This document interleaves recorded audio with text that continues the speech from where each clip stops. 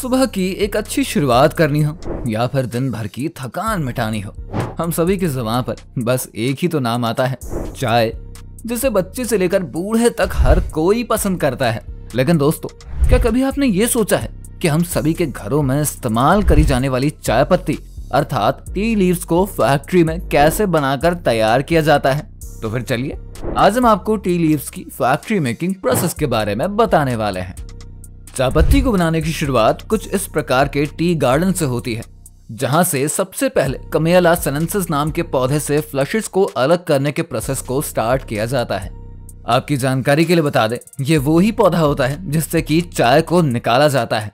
इस पौधे में मौजूद फ्लशेस दो पत्तियों का एक सेट होते हैं, जिसके बीच में कुछ इस प्रकार का एक बड मौजूद होता है।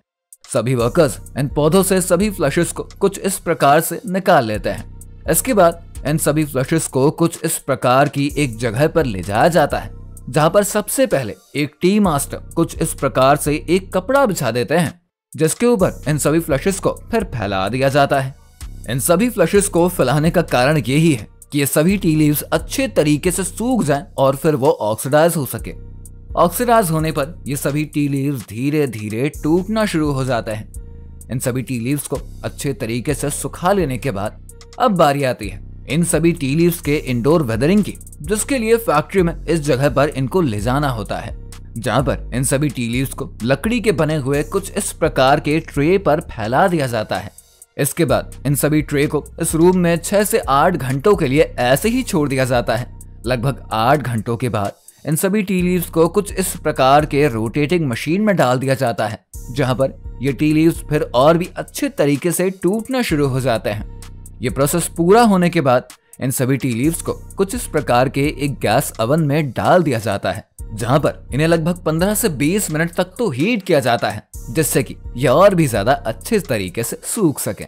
अब ये प्रोसेस कंप्लीट होने के बाद बारी आती है इन टी लीव्स के फिक्सेशन की, जिसके लिए इन टी लीव्स को दोबारा से एक रोटेटिंग ड्रम में डाल दिया जाता है, जहां पर रोटेटिंग ड्रम में मौजूद रोलर इन टी लीव्स का ऑक्सीडेशन लेवल फिक्स कर देते हैं। ये वही प्रोसेस है जिसके द्वारा चाय की क्वालिटी को डिसाइड किया जाता है। फैक्ट्री में ये प्रोसेस कंप्लीट होने के बाद टी लीव्स को वर्कर्स फिर बाहर को निकालते हैं।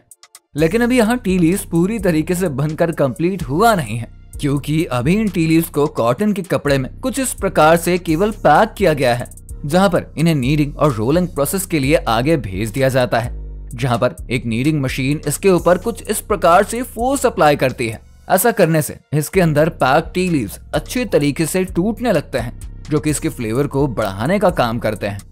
नीडिंग प्रोसेस कंप्लीट होने के बाद एक रोलर इसके ऊपर कुछ इस प्रकार से प्रेशर अप्लाई करती है। ये दोनों प्रोसेस ही टी लीव्स के लिए इतने ज्यादा इंपॉर्टेंट है ना कि इन्हें लगभग 35 बार किया जाता है। ये प्रोसेस होने के बाद एक वर्कर इन सभी की बारी बारी से जांच करता रहता है। इसके बाद बारी आती है इसकी फाइनल प्रोसेस की, जिसे ड्राइंग या फिर इंडस्ट्री के अंदर फायरिंग कहा जाता है। इस प्रोसेस में इन सभी टी लीव्स को एक ओवन में डाल दिया जाता है, जहां पर ये टी लीव्स 3 साइकिल से होकर गुजरते हैं, जिनमें से हर एक साइकिल लगभग 20 से 25 मिनट की ही होती है। 45 डिग्री के तापमान से गुजरते हुए इन टी लीव्स को लास्ट साइकिल तक 95 से 105 डिग्री के तापमान तक गुजारा जाता है। ड्राइंग की प्रोसेस अब कंप्लीट होने के बाद ये सभी टी लीव्स हम सभी के द्वारा इस्तेमाल करी जाने वाली टी लीव्स अर्थात चाय पत्ती की तरह अब दिखाई दे रही है ना। इसके बाद इसे ग्रेडिंग मशीन से गुजारा जाता है, जहां पर इन टी लीव्स को उनकी साइज, क्वालिटी और बाकी अलग अलग पैरामीटर्स के हिसाब से इनको छांट लिया जाता है। इसके बाद इन सभी टी लीव्स को कुछ इस प्रकार से स्टोर करके पैकेजिंग के लिए आगे की तरफ भेज दिया जाता है, जहां पर फैक्ट्री में मौजूद कुछ इस प्रकार की मशीन इन सभी टी लीव्स को पैकेट में पैक कर देती है। तो दोस्तों, हम सभी के द्वारा इस्तेमाल करी जाने वाली चाय पत्ती अर्थात टी लीव्स कुछ इस प्रकार से फैक्ट्री में बनकर तैयार हो पाती हैं। आज की वीडियो आपको कैसी लगी है कमेंट बॉक्स में हमें जरूर बताइए। वीडियो अगर आपको पसंद आई हो ना, तो वीडियो को लाइक और शेयर करना बिल्कुल भी ना भूलें।